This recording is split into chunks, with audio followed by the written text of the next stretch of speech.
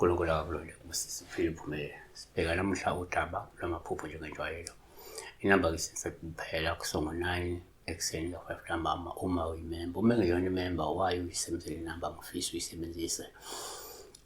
Isebenziseke kusongo 9 ya-5 ntambama kuphela. Awungu-WhatsApp, awungifoneli ngo-WhatsApp, awungithumela ama-SMS. Ufona Monday to Friday kuphela. Sangenza esontweni uNtombela, Ntombela ethwala, ngiyabingelela pastor.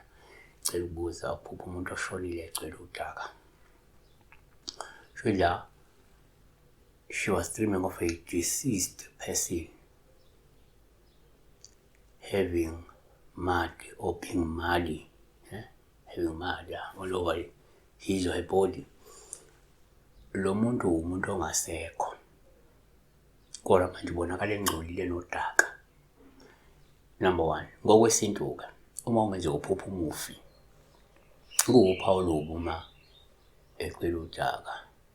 Lokhu kusho ukuthi kungenzeka lo muntu kudingeka enzelwe inhlambuluko noma inhlambululo ngenxa yokuthi ungcolile noma washona enokungcola akwenzayo. Ngiyabona. 2, kwesinye isikhathi uma ngenze uphupha umufi, uphawu lubi uma ecela udaka.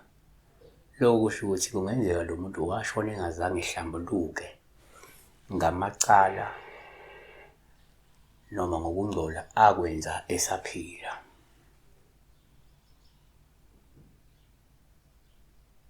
Noma kubizwe nje akenzelwe inhlambululo lo muntu, egezwe akageziwe. Asivale. 3, yenzeka uma uphupha ukuthi umufi kuwuphawu lubi uma ecela udaka. Lokhu kusho ukuthi kungenzeka lo muntu washona engazange avume izono zakhe, engazange aphenduke, asindiswe, aphinde alahle izono zakhe. UPetru 2 chapter 2 verse 22. Kubehlele njengokwesake siqinisile sithi inja yabuyela ebuhlazeni bayo nokuthi ingulube igezwe qede yaphindela ukusibhixa odakeni. Siyabonga. Esibheka la umuntu ongasekho uma ecela udaka. Be blessed.